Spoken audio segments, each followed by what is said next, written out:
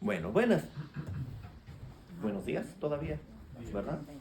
Todavía no dio tardes. Bueno, pues es un gusto estar nuevamente con ustedes en este contexto también, ¿verdad?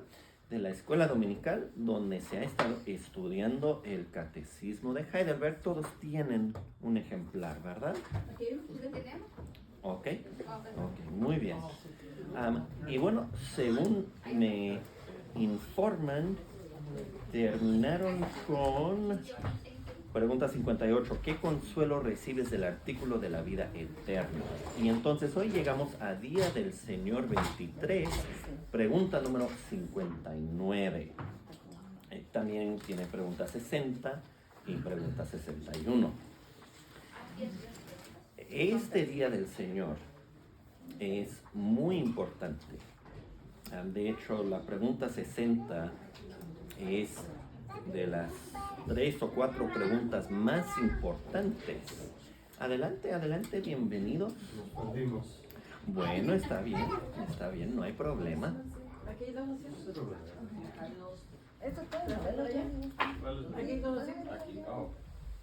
Sí, ahí está bien. Estamos en el Catecismo Día del Señor 23.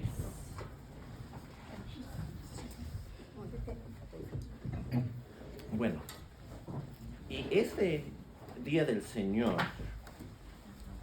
llega a la conclusión. O sea, hasta ahorita, por ya muchas semanas, se ha estado explicando el credo apostólico, ¿verdad? De comienzo a fin en cierto detalle. Pero ahora llega a algo un poquito distinto, un cambio de tema, que es pregunta 59. ¿Cómo te ayuda a creer todo esto?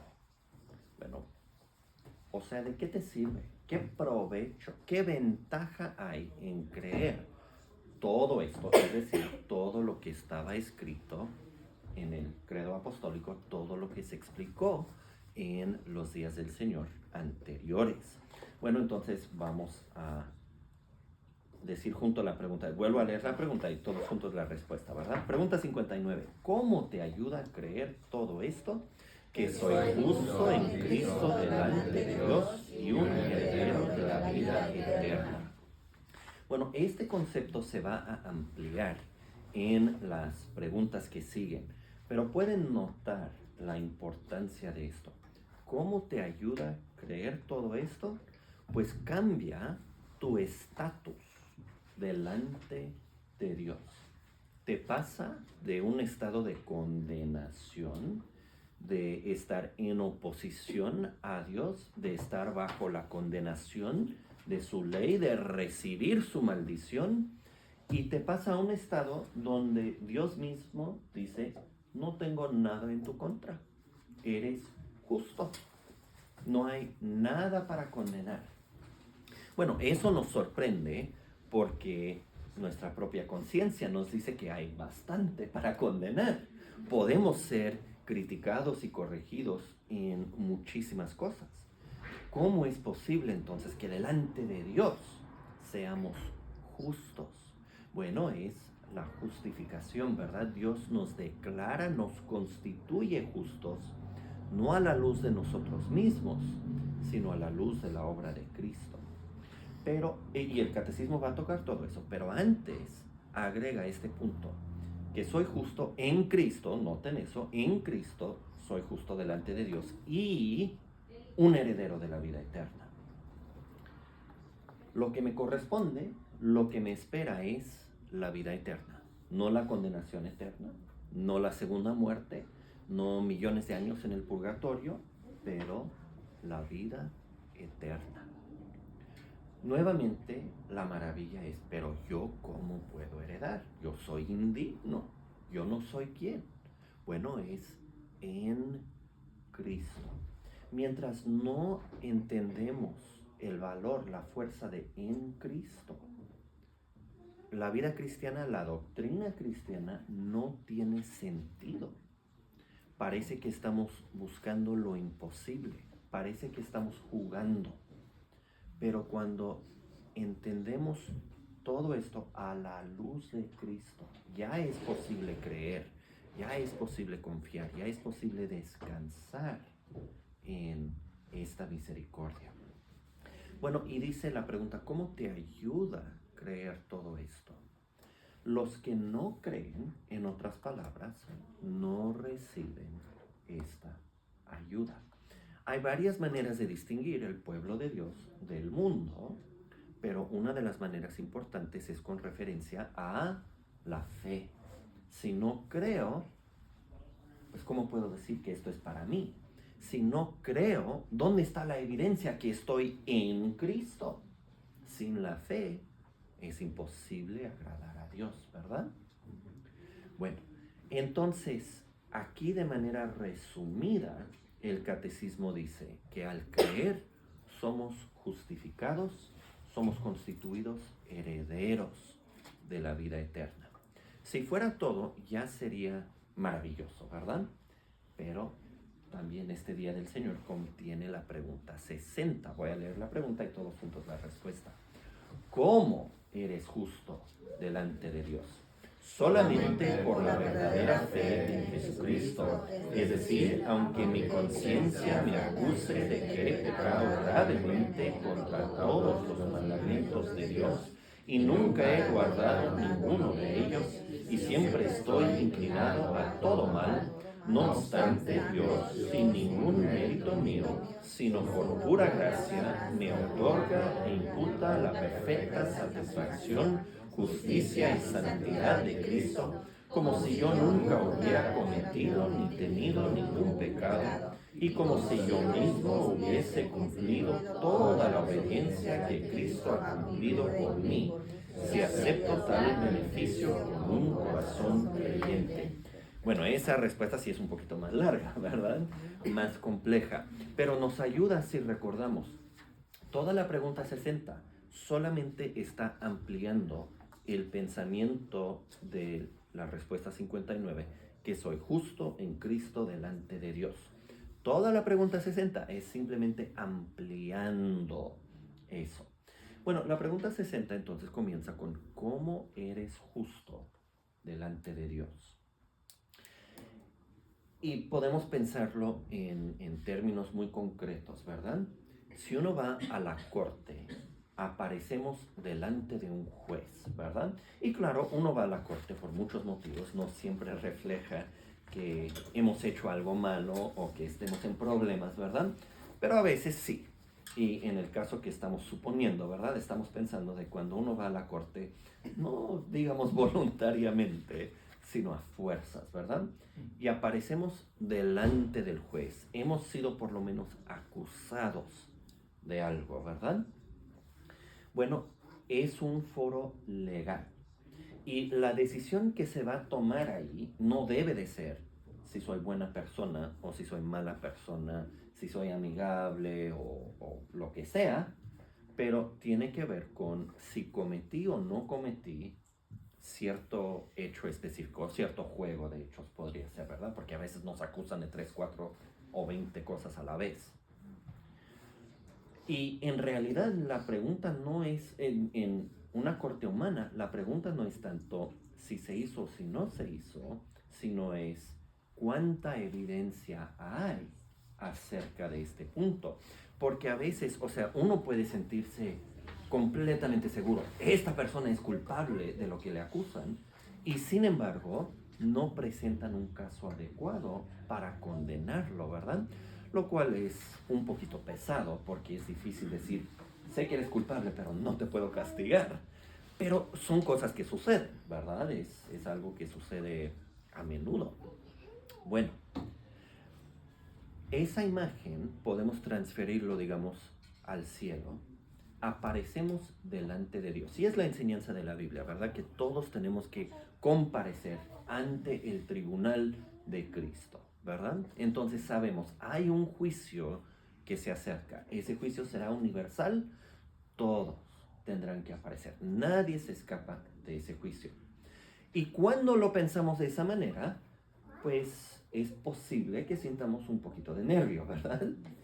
¿Quién, o sea, si me da nervio ir a la corte cuando no he sido acusado de nada, ¿verdad? Cuando quieren que sirva en un jurado y ahí estoy, no me gusta estar aquí. Pues cuánto más cuando sí soy el acusado, cuánto más cuando no se trata de una corte humana, ¿verdad? Donde quizás mi abogado busca la forma de librarme aunque sea culpable o algo así. Pero es el tribunal de Dios. Dios que no puede ser sobornado, Dios que no puede ser engañado, Dios que todo lo sabe, Dios que juzga en juicio absoluto. La idea de aparecer en el juicio es solemne si no es aterrador. Pero para el creyente, cuando somos justificados, entendemos, la gente puede hablar mal de nosotros. Entendemos, podemos estar mal, ¿verdad? Podemos cometer pecados, hasta podemos cometer crímenes, ¿verdad? Y podemos ser castigados por la corte humana. El juicio de Dios no cancela, no reemplaza el juicio humano. Y lo pueden ver, ¿verdad? Pablo dice a magistrados que no rehusaba morir si había cometido algún delito digno de muerte. Pero con referencia al tribunal de Dios, los creyentes ya tienen otra perspectiva porque ya somos justos. O sea, no ha sucedido el juicio todavía, pero imagínense, van a la corte, son los acusados, y el juez va entrando y nada más te dice rápidamente en tu oído, no te preocupes, no te voy a condenar. Bueno, sería muy incorrecto que el juez lo hiciera, ¿verdad? No es de acuerdo al sistema legal. Pero ahí han estado afligidos, nerviosos, ¿verdad? Preguntando. Cuando el juez les dice eso, ¿ahora cómo se sienten? No, pues mucho mejor. Quizás no 100%, porque quizás el juez está jugando algo, ¿verdad? Pero indiscutiblemente es un alivio si el juez dice, no, todo va a salir bien. Bueno, Dios nos ha declarado que en nuestro caso, en el caso de los creyentes, en el juicio, todo va a salir bien. No por nosotros, sino por Cristo. Esa es la clave. Y entonces la respuesta dice, ¿cómo soy justo delante de Dios? Solamente por la verdadera fe en Jesucristo. Eso en efecto es repetir, pregunta 59, ¿verdad? Pero ahora va a comenzar a dividirlo en sus pensamientos distintos, en desenvolverlo. Bueno, comienza con esto. Aunque mi conciencia me acuse de que he pecado gravemente contra todos los mandamientos de Dios, y nunca he guardado ninguno de ellos, y siempre estoy inclinado a todo mal. Es un comienzo extraño para traerme consuelo ante el juicio, ¿verdad?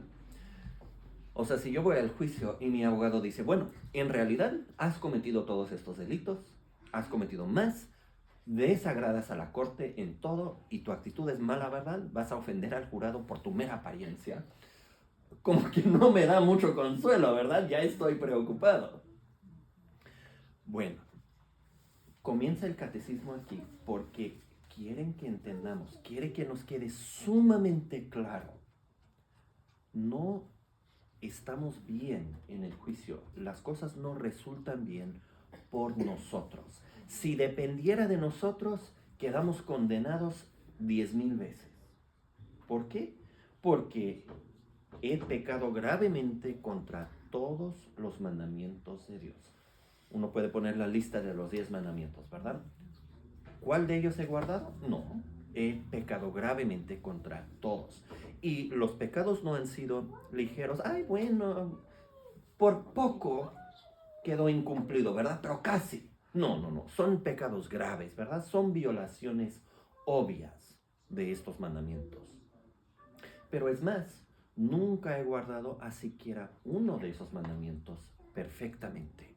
Ahora, no estamos diciendo que no hemos guardado hasta cierto punto, pero no hemos guardado a la perfección. Es cierto, de lo que yo sepa por lo menos, no he matado a nadie, a ningún ser humano. Pero ¿cuántas veces he querido que algo malo suceda a ese tonto que no sabe manejar? ¿Verdad? Por lo menos una bomba. ¿Verdad? O sea, si mi carro viniera con armas explosivas, ahí verían otra cosa, ¿verdad? Se notaría cuando salgo a manejar. Ahorita no se nota porque no hay nada que pueda hacer, ¿verdad? Sin sufrir por mi seguro. Pero si tuviera armas explosivas, hay otra cosa totalmente. Bueno, todos, quizás no con referencia a otros choferes, ¿verdad? Pero todos nosotros tenemos problemas de envidia, de codicia, de enojo, de lujuria, de lo que sea. Y entonces, aun cuando obedecemos, no obedecemos al 100, ¿verdad? Además, es cierto que he profesado mi fe, ya estoy en la iglesia, que busco servir y glorificar a Dios, pero todos los días, hermanos, no me dan ni un día de descanso esta carne pecaminosa. Siempre tengo que estar cuidadoso, tengo que tener cuidado de no caer en esta tentación o en aquella tentación, en esto, aquello, lo otro, ¿verdad? Quiero hablar más de lo que debo. Quiero no decir algo porque alguien se va a incomodar. Hay tanto, es constante, ¿verdad? Es una corriente que no cesa. Bueno, si así es mi récord, mi historia criminal, si así es lo mejor de mi obediencia, que es imperfecta, y si así es mi corazón, mi carácter, ¿qué esperanza hay?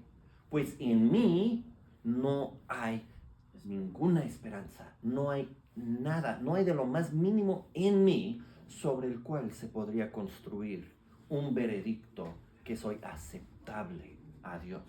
Si Dios busca el motivo de justificarme en mí, ni siquiera Dios mismo lo puede hallar, porque no existe.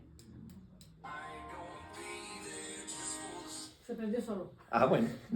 Ya está pegando el teléfono, así que se prendió solo. Está bien, hermana. En nosotros no hay nada. Por eso tiene que ser en Cristo.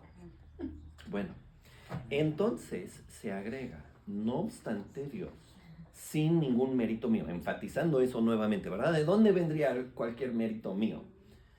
Pero por pura gracia.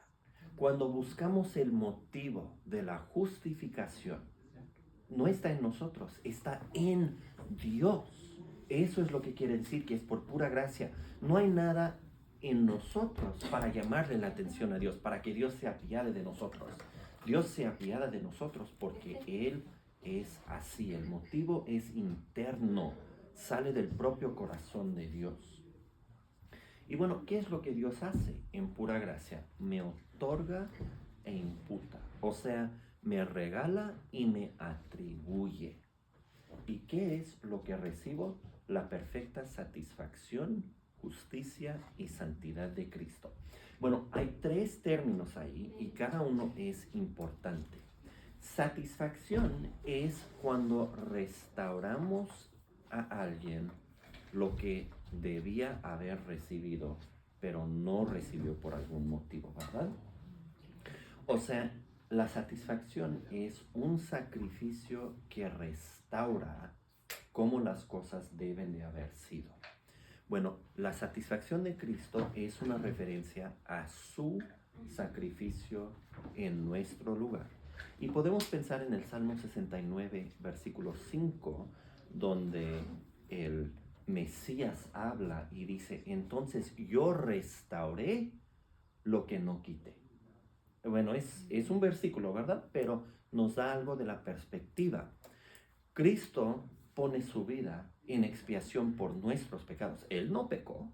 Él no le robó la honra a Dios, ¿verdad? Cuando nosotros desobedecemos, deshonramos a Dios. Cristo no deshonró a Dios, pero Cristo restaura lo que nosotros robamos. Bueno, no, y hay otras formas en que se puede pensar eso, ¿verdad? Pero es suficiente por el momento. El sacrificio de Cristo es propiciación para la ira de Dios, es expiación para la culpa de nuestro pecado. De esa manera es reconciliación entre Dios y los hombres. Entonces, sin el sacrificio de Cristo, sin su muerte, pues no hay esperanza para nosotros, ¿verdad? Pero recibimos no solamente su satisfacción, también recibimos su justicia. Ahora, la definición breve de la justicia es dar a cada uno lo que le corresponde. Bueno, entonces ser justos ante Dios quiere decir que le damos la obediencia, la humildad, la gratitud, el aprecio, el amor que le debemos. Bueno, nosotros no lo hicimos, al contrario, pero Cristo sí lo hizo en nuestra naturaleza, en nuestra carne y en nuestro lugar. Aparte, recibimos la santidad de Cristo. Bueno, ser santo quiere decir apartado para Dios, consagrado.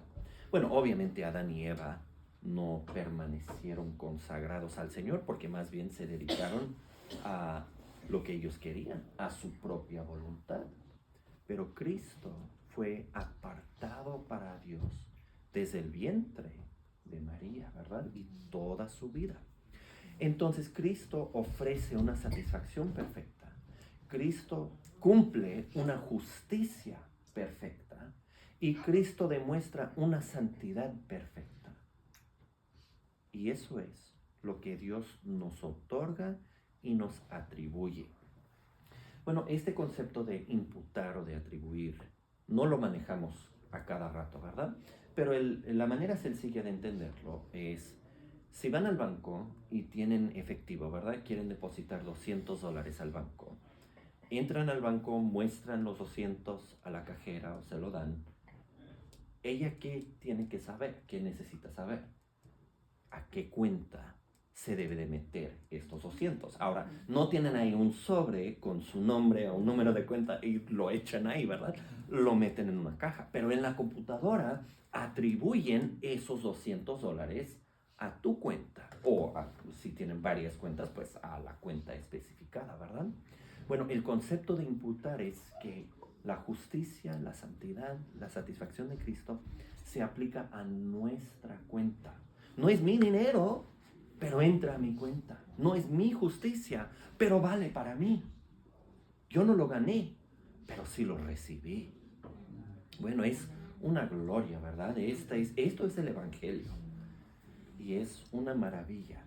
Y el efecto de eso es que ahora mi condición delante de Dios, como Dios me ve, es como si yo no hubiera cometido ni tenido ningún pecado. Ahora imagínense, si toda la vida nunca habían hecho nada de malo, ¿Dios qué tendría en contra nuestra?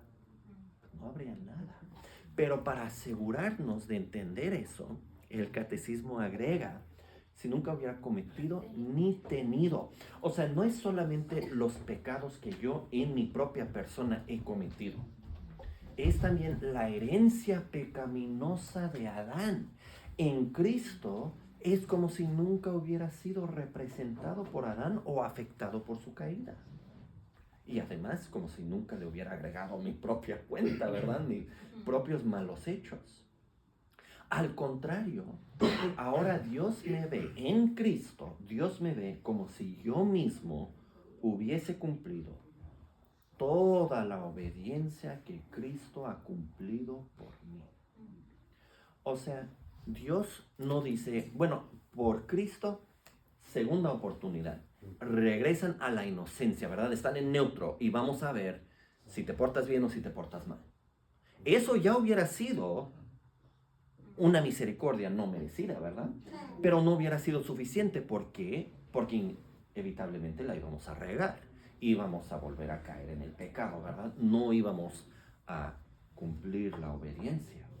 Pero cuando Dios me ve a lo largo de toda mi vida, que no cometí ningún pecado y ya cumplí toda obediencia, ¿qué falta? ¿De dónde, en el día del juicio, de dónde va a salir algo para condenarme?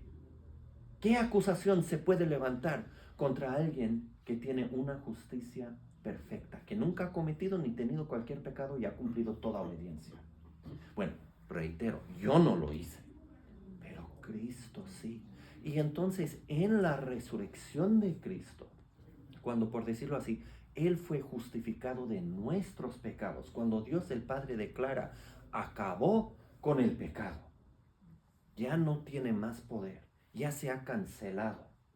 Cuando Cristo resucitó, tenemos una vista previa del día del juicio.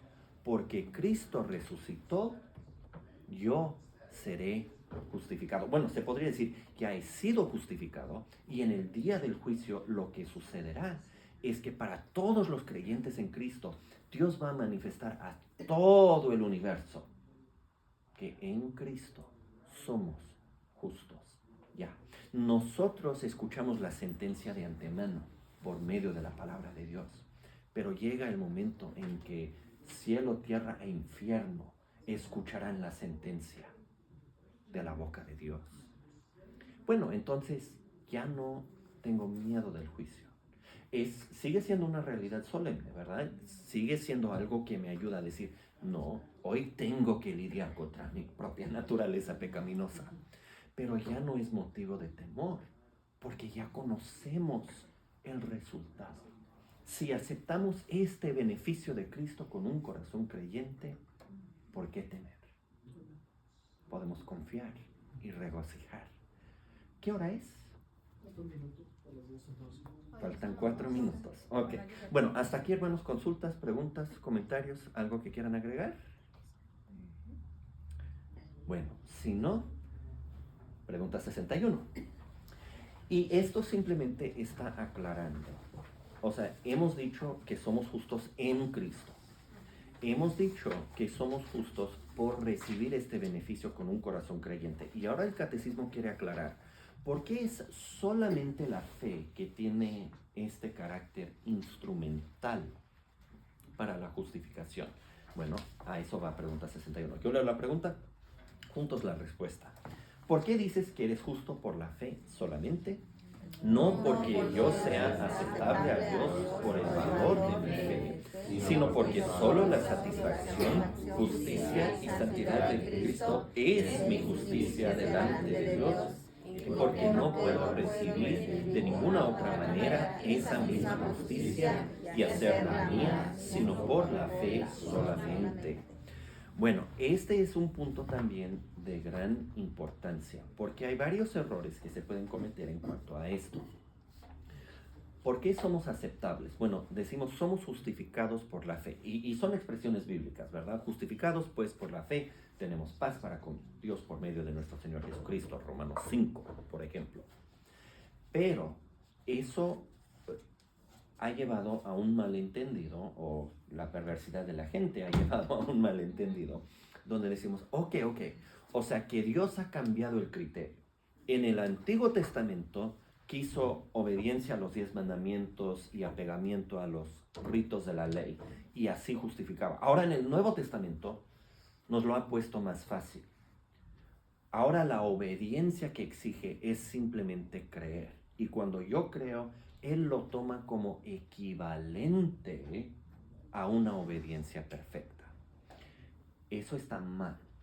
Está mal por varios motivos. Está mal porque sugiere que Dios cambia el criterio de la justicia. Y no es cierto. Dios no cambia, su ley no cambia. Pero también es malo porque sugiere que Dios entonces está aceptando algo que yo pongo y lo está metiendo en la balanza, ¿verdad? Y diciendo, bueno, tu fe pesa más que tus pecados. Bueno, no sé ustedes, mi fe no pesa más que mis pecados. Y creo que no es cierto para nadie, ¿eh? Y entonces, ese concepto de la fe, como ahora la buena obra que Dios pide de nosotros es solamente la fe, es un malentendido acerca de la naturaleza de la fe y acerca de cómo opera en la justificación. Y entonces esto se aclara. No es el valor de mi fe, no es la dignidad, el peso, la maravilla, que soy un creyente tan fuerte o algo así. Y bueno, se imaginan, si fuera así, ¿qué de los creyentes débiles, verdad? Pero la realidad es que nuestra fe recibe a Cristo. Y una fe fuerte, una fe débil, reciben al mismo Cristo. Ahora, claro, la fe fuerte recibe a Cristo con mayor consuelo, ¿verdad? Porque no se siente tan atormentada por dudas, pero es el mismo Cristo y Cristo es la clave. O sea, la fe no nos dirige a nosotros mismos a fundar sobre, yo soy una persona de mucha fe. La fe nos dirige hacia Cristo. Él es todo para nosotros.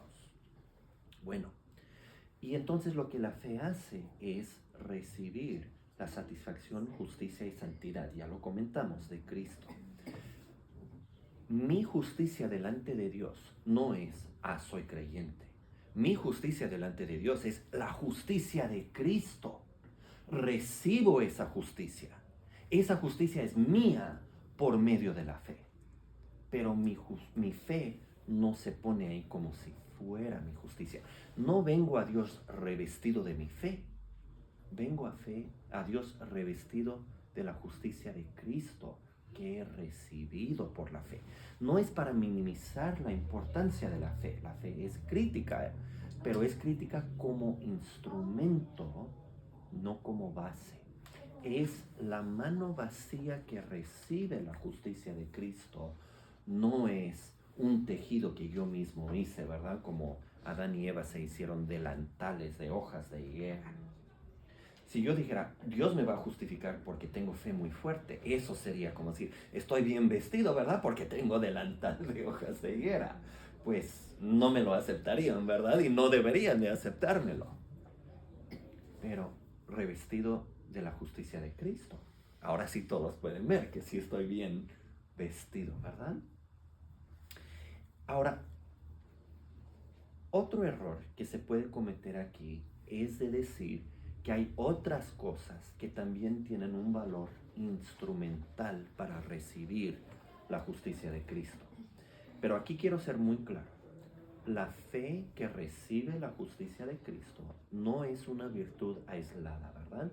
Esa fe siempre viene acompañada con arrepentimiento, resulta en amor a Dios y rebosa en buenas obras. Pero no es el arrepentimiento lo que recibe la justicia de Cristo. No es el amor de Dios o hacia Dios lo que recibe la justicia de Cristo. No son las buenas obras que reciben la justicia de Cristo. Lo único que recibe la justicia de Cristo es la fe. Por eso decimos que somos justificados solamente por la fe.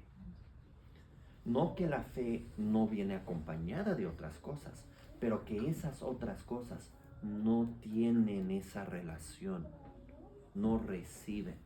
La fe, en ese sentido se puede decir que la fe es muy pasiva.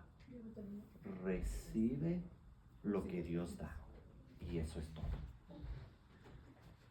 Claro, esa fe luego se ejerce en varias formas, ¿verdad? Pero esas otras formas son irrelevantes para la justificación. O sea, nunca vengo a Dios diciendo, bueno, acéptame, recíbeme, dame la vida eterna, porque Cristo hizo y yo también. Yo le quiero agregar a la obra de Cristo mi amor, mi perseverancia, mi arrepentimiento. No, nada de eso. Es cierto que Dios ha obrado arrepentimiento, que nos ha dado buenas obras. Gloria a Dios por todo eso. Pero eso no es lo que recibe la justicia de Cristo. Porque ha habido tantos errores, ¿verdad? El catecismo enfatiza esto. Todo lo dicho aquí es simplemente ampliando lo dicho en la pregunta 59. En Cristo somos justos delante de Dios y herederos de la vida eterna.